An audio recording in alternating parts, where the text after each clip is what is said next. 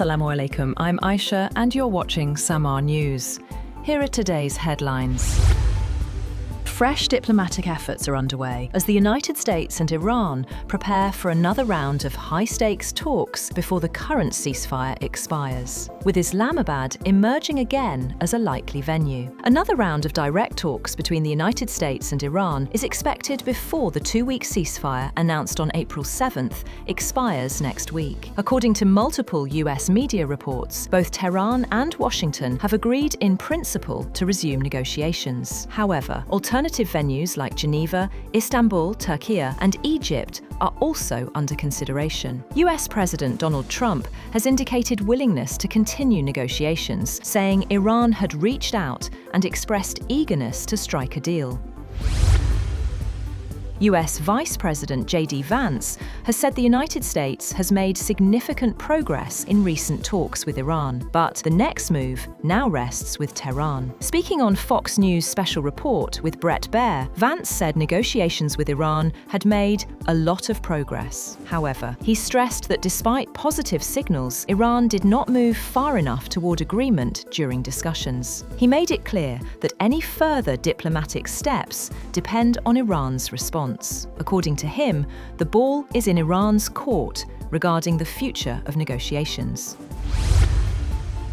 Prime Minister Shehbaz Sharif says full efforts are underway to resolve remaining issues following talks between the United States and Iran in Islamabad. Addressing the federal cabinet, he said the ceasefire still holds and described the negotiations as a historic moment. The Prime Minister confirmed the two sides held direct, face-to-face talks for over 20 hours, adding that Pakistan's efforts helped bring both parties to the table and sustain the truce.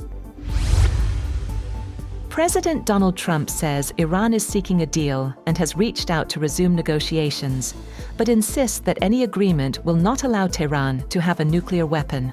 Speaking at the White House, he said talks have hit a roadblock over nuclear issues, even as a blockade in the Strait of Hormuz is now underway. However, he made it clear that Iran could not be allowed to blackmail or extort the world. Trump also said that the United States might turn its attention to Cuba once tensions with Iran are addressed. The remarks come after Cuban President Miguel Diaz-Canel called for dialogue with Washington without preconditions.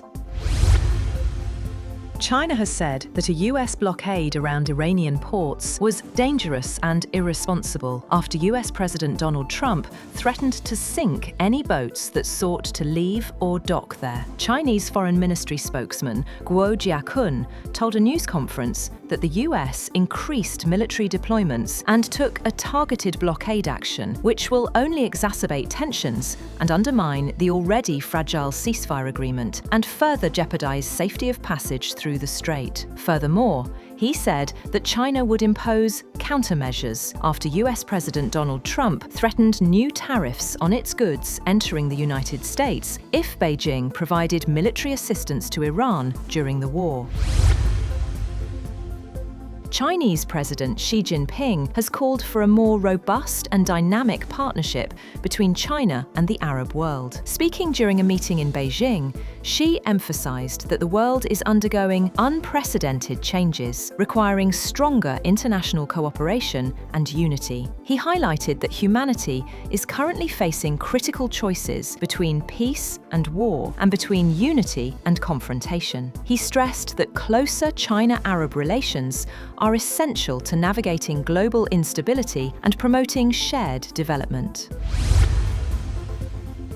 On the other hand, Pakistan is exploring Eurobonds, sukuk, commercial borrowing, and support from friendly countries to replace a $3.5 billion facility from the United Arab Emirates and protect its foreign reserves. At the same time, Finance Minister Mohammad Aurangzeb says the country is staying committed to debt repayments, reform targets, and broader economic stability. Speaking in Washington on the sidelines of the IMF and World Bank meetings, Aurangzeb said all options are on the table when asked whether the government was in talks with Saudi Arabia for a loan that could replace the UAE facility.